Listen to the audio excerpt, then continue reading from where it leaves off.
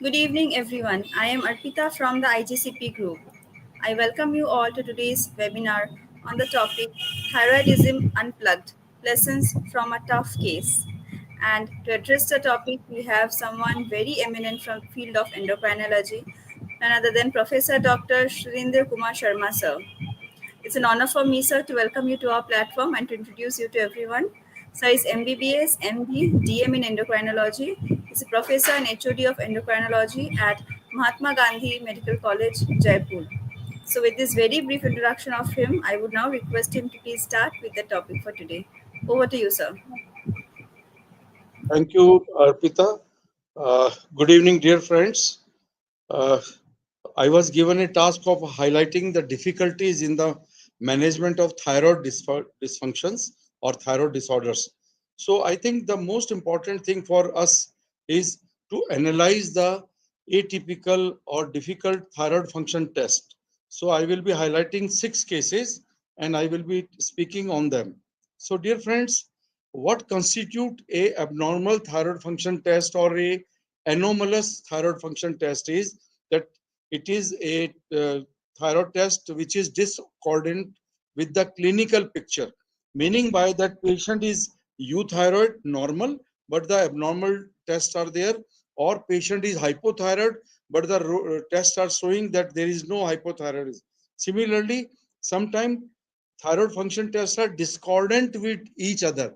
Most of the time what we do, we measure T3, T4, TSH, and there is a particular way of looking into them. If in a primary hypothyroidism, there is a TSH which is rising, T3, T4 going down. But if this relationship is not there, we say that thyroid function tests are discordant with each other.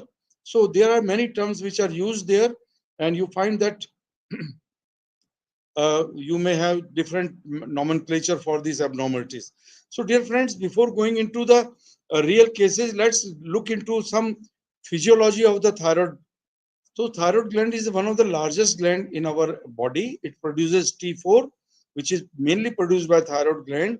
T3, 20% is produced by thyroid gland, and 80% is a peripheral conversion from T4 to T3 from deiodinase type 1. Both T3 and T4 are 99% bound to thyroxine binding globulin, or you can say albumin and globulin. So there is a, you can say, logarithmic relationship between the TSH and T4. So a small change in T4 leads to a very large change in TSH. That is important to understand. So what are the different diagnostic modalities which we are commonly using? Functionally, we look at T3, T4, TSH, or free T3, free T4, and TSH. Structurally, we go for ultrasound, technetium scan, or FNAC, or sometimes molecular testing. And etiologically, to identify whether we are dealing with a thyroiditis or a hyperthyroidism because of Graves' disease, we do some testing antibodies like TPO antibodies or anti-TG or anti-TSH receptor antibody. So, dear friends, thyroid function tests are one of the most commonly ordered investigation in our clinical practice. When the results of these tests are discordant with the clinical picture or with each other, the interpretation may be challenging. It is important to familiar with the possible pitfalls in using these tests so that we can interpret properly and accurately. So most of the time what we see is a very simple algorithm where we look at TSH.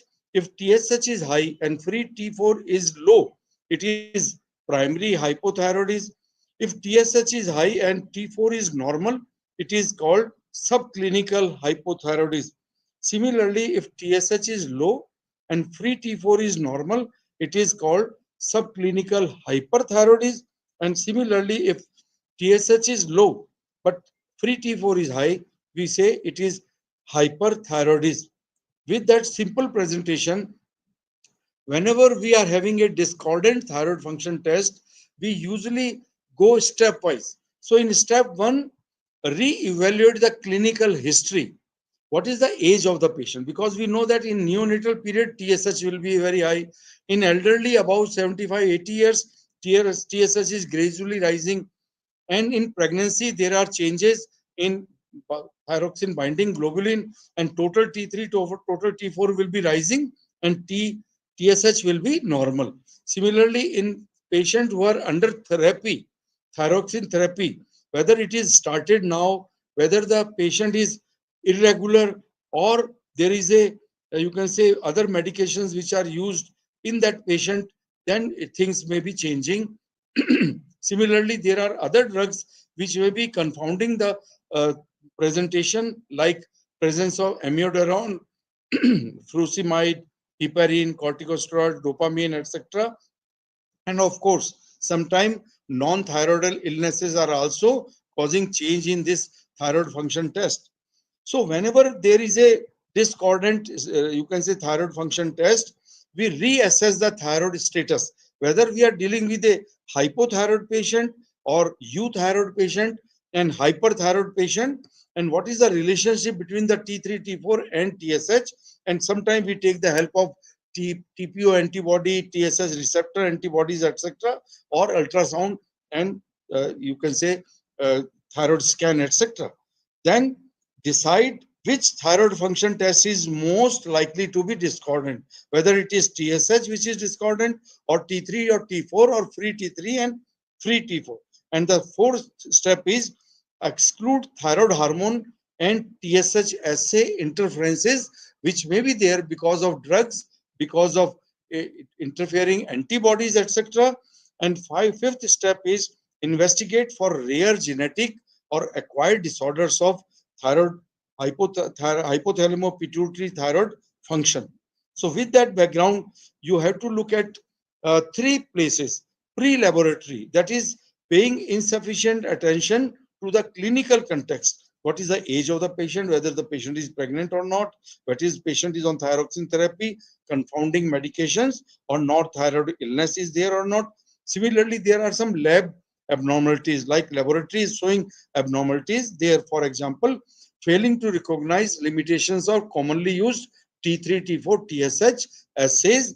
It may be because of assay interferences like heterophil antibodies, anti-animal, anti-mouse antibodies, anti-iodothyronine antibodies, and sometimes abnormal and protein bounding.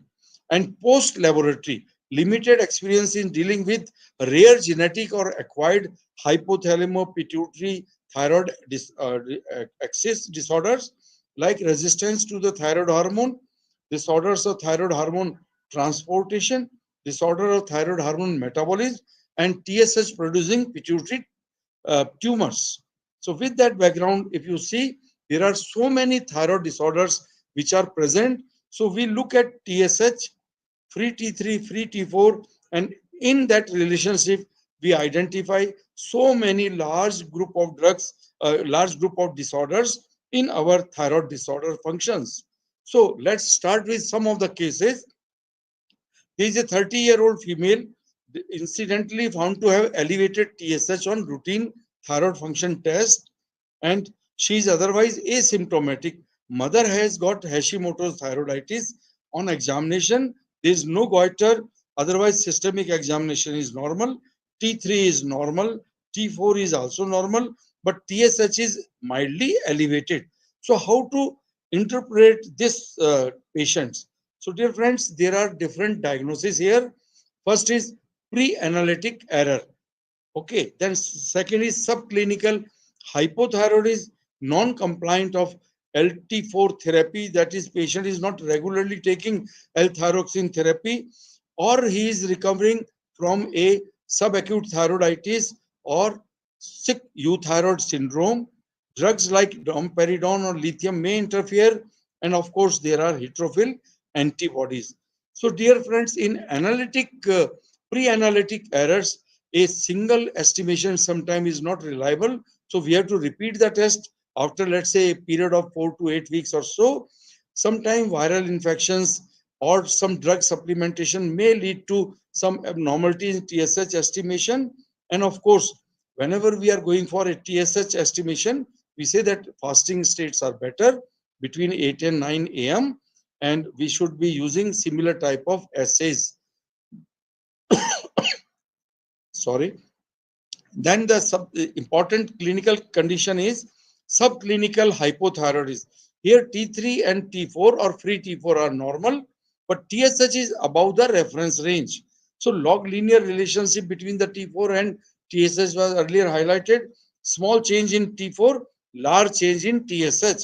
And this is the most common biochemical abnormality in our clinical practice. Most common cause of this abnormality is Hashimoto's thyroiditis, and we take the help of TPO antibody or anti-TG antibodies, and we take the support and we identify whether we are dealing with this subclinical hypothyroidism or not.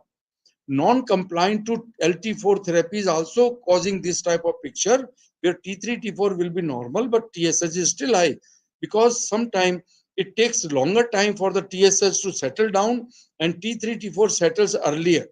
Okay, then we have recovering phase of subacute thyroiditis. So patient present to us in thyroiditis phase, but now the patient is recovering, and during recovery, T3, T4 recovers fast, and TSH, which remains higher earlier, now takes more time to settle down, and this is seen. And most of the time, we find that after some time, these subclinical hypothyroid patients may go into permanent hypothyroidism. And then, of course, there are some drugs which are causing elevation of TSH. Physiologically, we know that dopamine inhibits TSH, and anti-dopaminergic drugs like domperidone or lesuride, etc., are commonly causing increase in TSH. Once steroid is used, it inhibits TSH, but once we withdraw the steroids, there is a rebound increase in TSH for some time, and then it settles down to the normal. And sometimes some drugs are also causing it. Then there are heterophil antibodies, which are non-specific antibodies which are against animal antigens. They interfere with T3, T4, and TSH assays, and they are immunometric assays using these murine monoclonal antibodies in non-competitive way are most commonly affected and should be suspected when patient compliant to the therapy and he is asymptomatic, but still TSH is raised. So using heterophil blocking tubes is helpful in this type of patients. Now let's go to a second case, which is also not uncommon. A 50-year-old woman, uh, post-ablative hypothyroidism, that is, she underwent a thyroid surgery, and now she is diabetic and she is having diabetic nephropathy. And here you find that T3, T4 are in the lower range of normal, but TSH is in the range of 10 micro international units. So it is mildly elevated. So here we find that patient is having a raised albumin creatinine ratio, and there is a gradual decrease in estimated GFR. So why more LT4 therapy is required to normalize this patient? We know that in this type of patient where nephropathy is there, patient is losing albumin and globulin. So there is a uh, thyroid binding globulin which is lost, and with that globulin, there is a loss of T4 also. So they require slightly more, you can say, outside therapy from to regularize the T4. So they need slightly higher doses of L-thyroxine sodium. Why does someone need higher T4 doses? Many a times when the weight is increasing, we have to increase the LT4 doses because we know that the user doses are 1.6 microgram per kilogram of body weight. During pregnancy, again, there is an increase in thyroxine binding globulin because of estrogen, and patient require higher doses. Malabsorption syndrome like celiac disease and after bariatric surgery, patient may require more doses of L-thyroxine sodium. Sometimes few drugs are enhancing the clearance, destruction of the T4, like dilantin, and sometimes estrogen and SERMs are increasing TBG, just like in pregnancy, and these patients require higher doses. And of course, if the patient is irregular in therapy, non-adherent, then of course, sometimes we have to increase the doses. Now, coming to the third case, a 60-year-old man present with progressive decline in cognitive function. And here we see that there is a T4, T3, and TSH, and all other hormones are, you can say, normal because he is a elderly. So LH and FSH are rising, and testosterone are decreasing here. So whenever there is a elevation of all the three things, you can see here,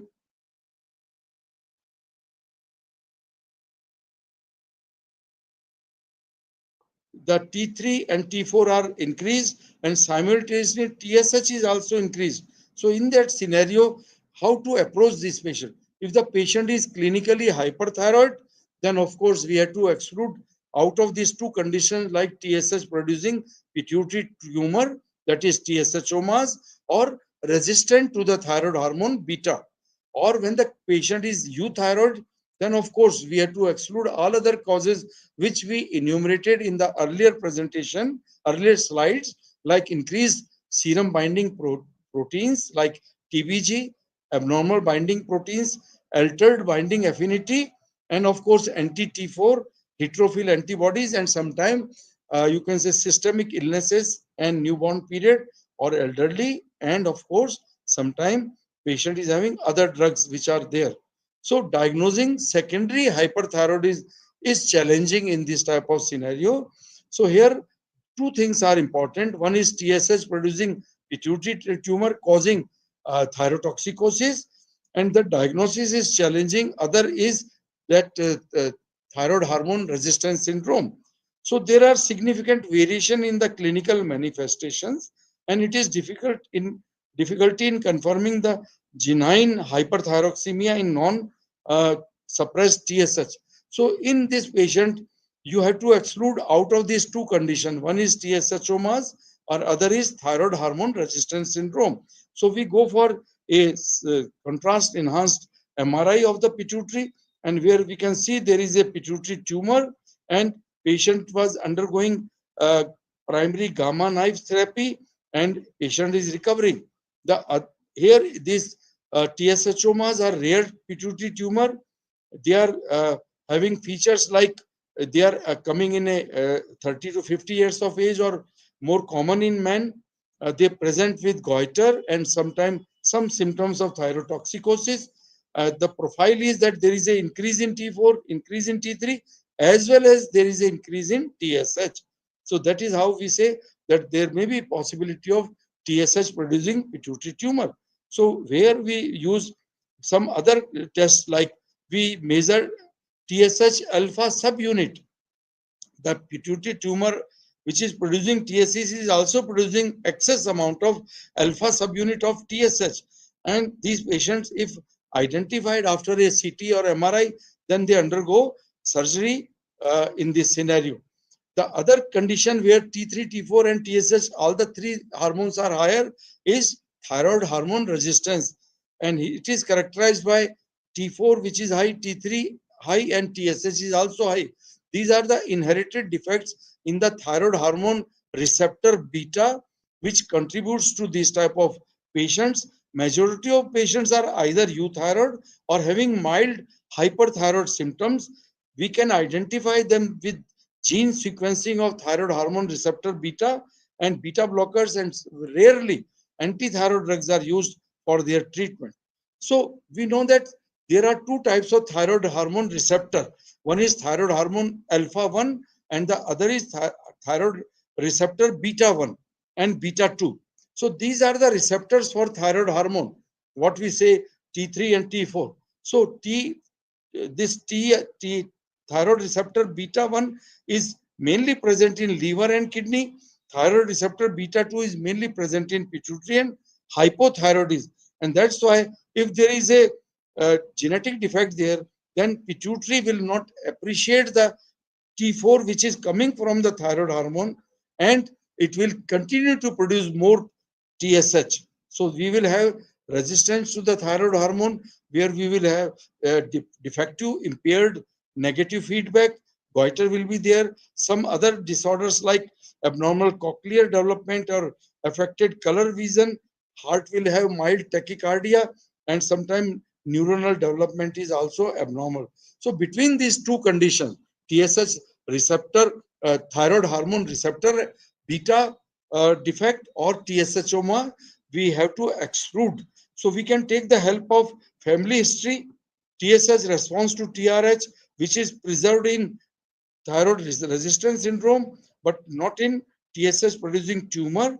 alpha subunits are more in TSH producing subunit. Sex hormone binding globulins are elevated in TSH secreting tumor, but not in thyroid resistance to the thyroid hormone beta.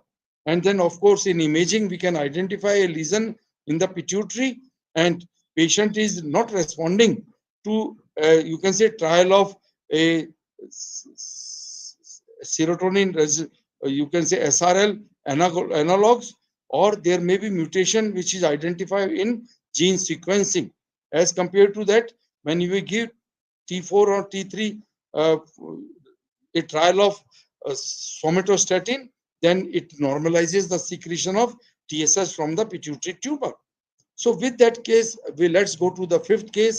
There is a 29-year-old male referred to the endocrinology department for persistently elevated TSH, which is 148, measured by different assay platform showing similar raised TSH.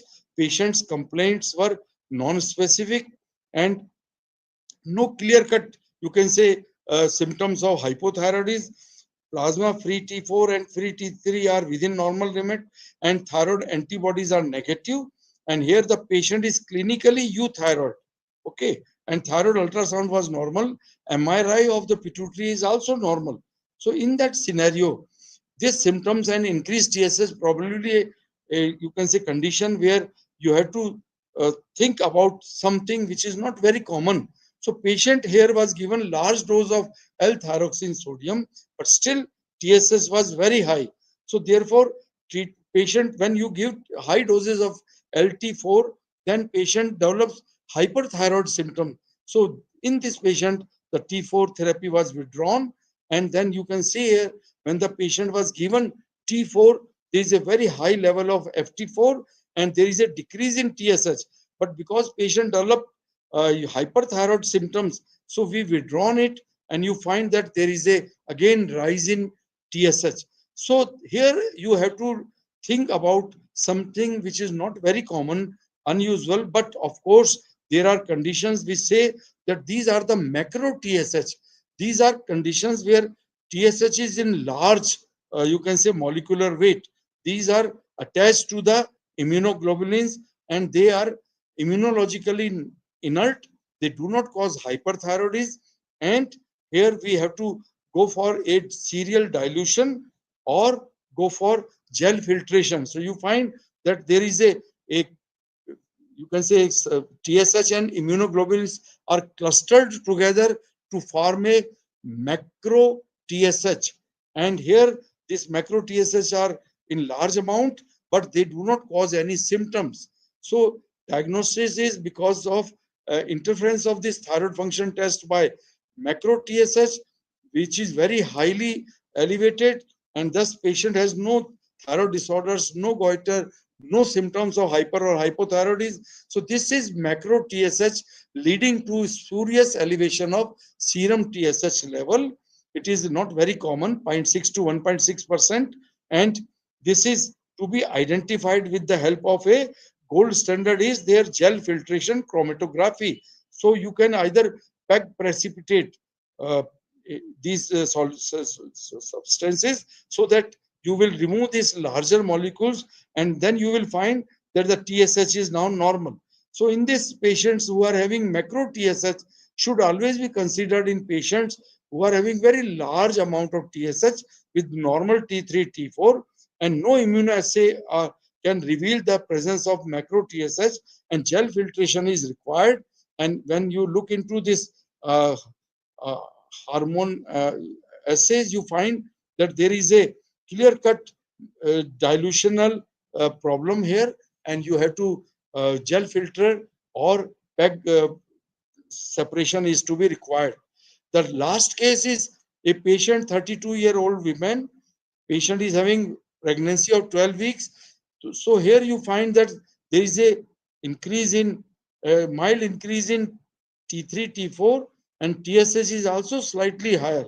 So what is the problem here?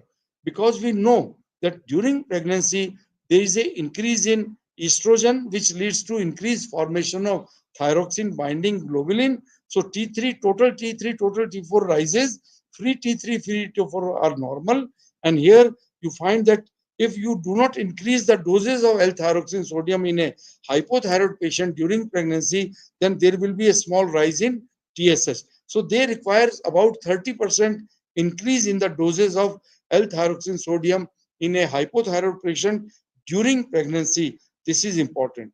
Of course, dear friends, we should know that there are some drugs which are causing elevation of thyroid hormones by replacing them from thyroid hormone binding proteins like aspirin, furosemide, carbamazepine, phenobarbital, phenytoin, non-steroidal anti-inflammatory drugs, and of course heparin.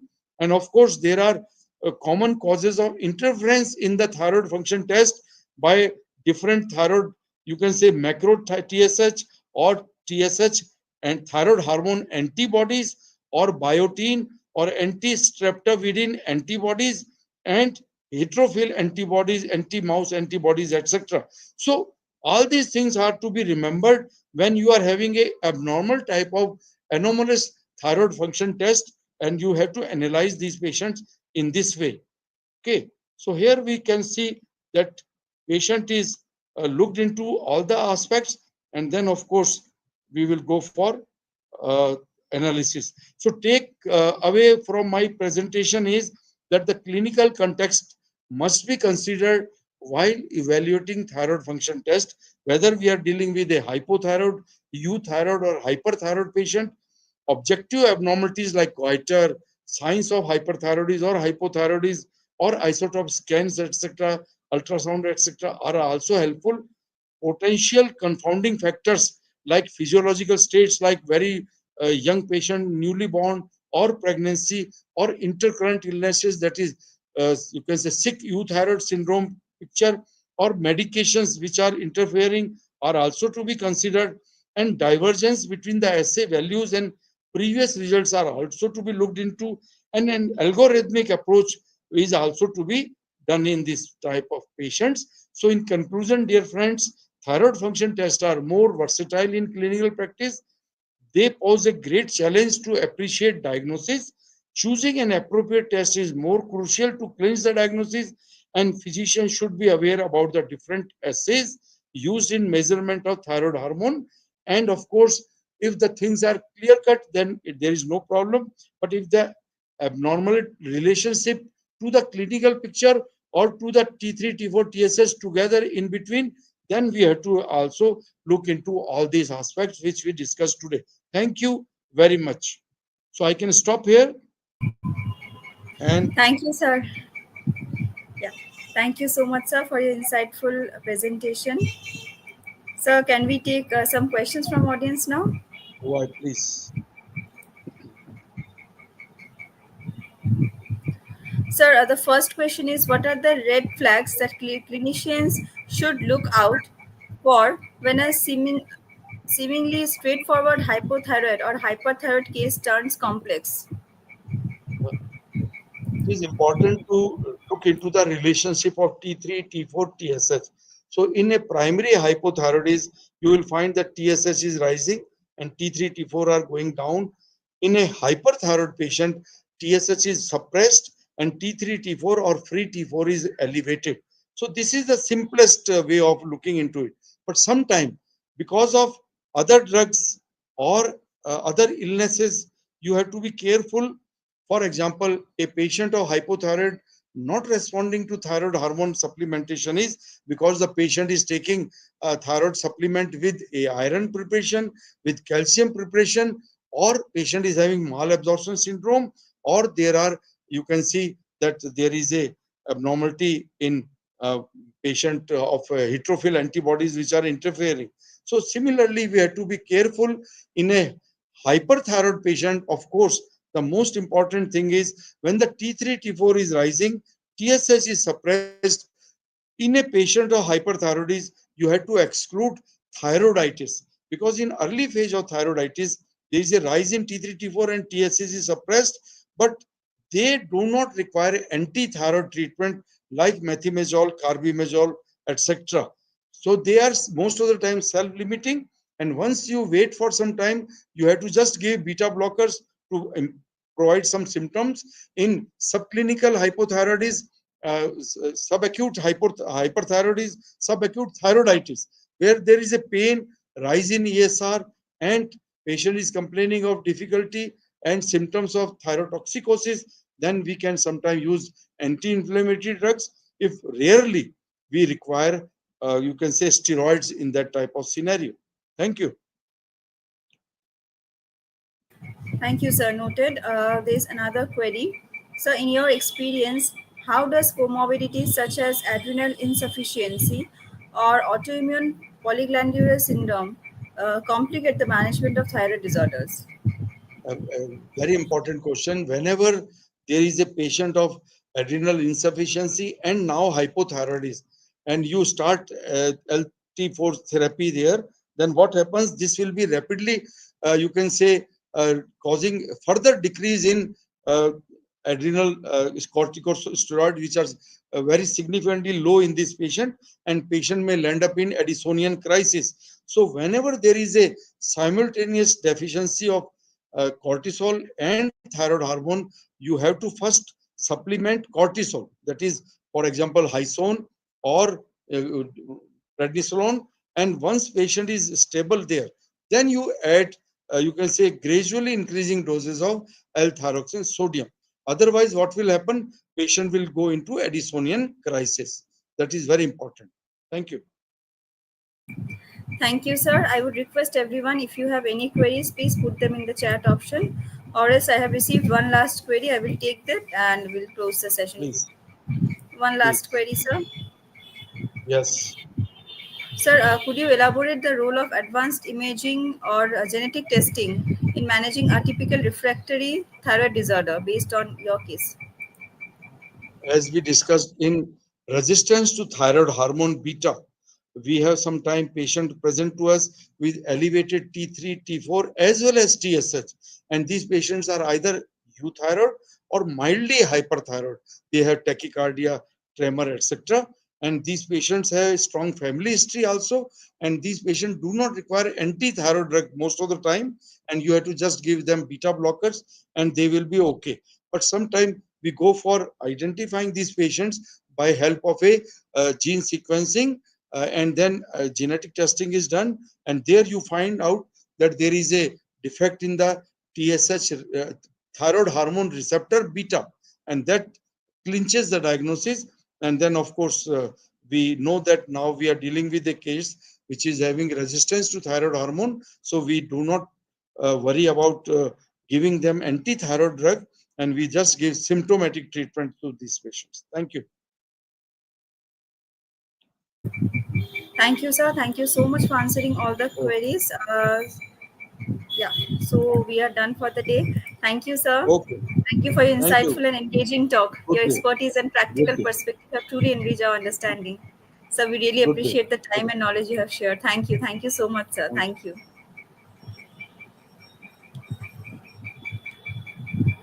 Thank you, everyone. We are closing the session here.